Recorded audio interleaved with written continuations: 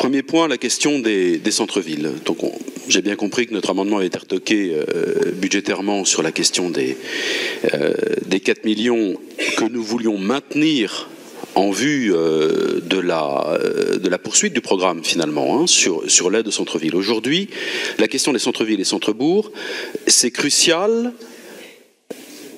et ça s'assoit sur 4 pieds, un tabouret sur 4 pieds. La question de l'accès aux services, parce que malheureusement ce n'est pas nécessairement le commerce qui fait le flux, mais parfois et souvent le service. On rejoint les problématiques de Madame Trohalin, parce qu'aujourd'hui, le service sanitaire et la présence de médecins dans nos centres-villes et centres-bourgs crée ce flux. La présence de pharmaciens, du fait de la présence de médecins, crée ce flux. La présence commerciale, la question de l'habitat, tout ça ne peut pas se dissocier. L'habitat dans nos centres-villes qui parfois sont en cours, une population qui est en cours de paupérisation, une absence de mixité sociale, une absence de famille, et par la nature des choses, le commerce qui doit s'y développer, eh bien, migre vers les périphéries parce qu'il n'y a plus le logement et l'habitation dans le centre de la ville, voire dans le centre du bourg. L'habitat, les services, le commerce, et enfin, ce qu'un expert, et Philippe Hercouet ne me contredira pas, puisque nous l'avons entendu tous les deux, un expert qui a le mérite d'être Lambalet nous rappelait il y a peu de temps, la question de l'identité de nos bourgs qui passe par l'aménagement.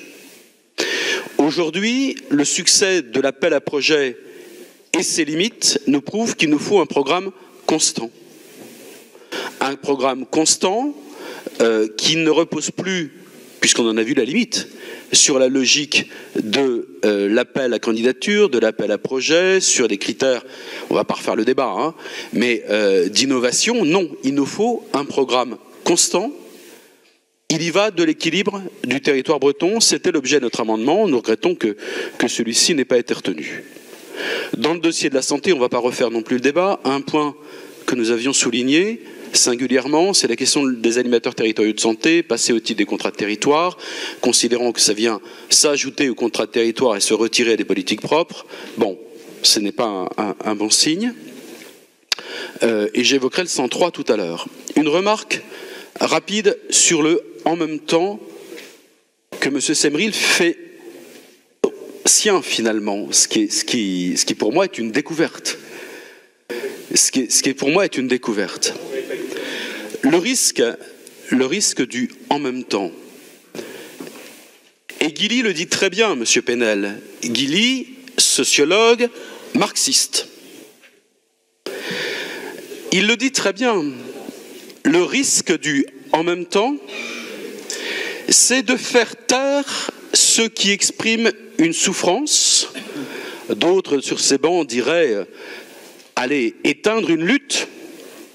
C'est faire taire ceux qui expriment une souffrance en leur disant « t'inquiète pas, mais en même temps ».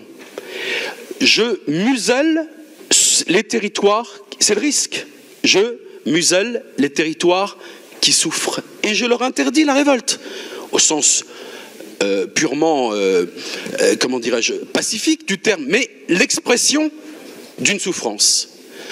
Je mets ça à l'ordre du jour de notre COP ou de notre session du mois d'avril, mais attention au « et », j'ai lu avec attention votre document, et au « en même temps » de ce point de vue-là, parce que le plus faible, le plus pauvre dans cette affaire, il se sent exclu. Je vous remercie.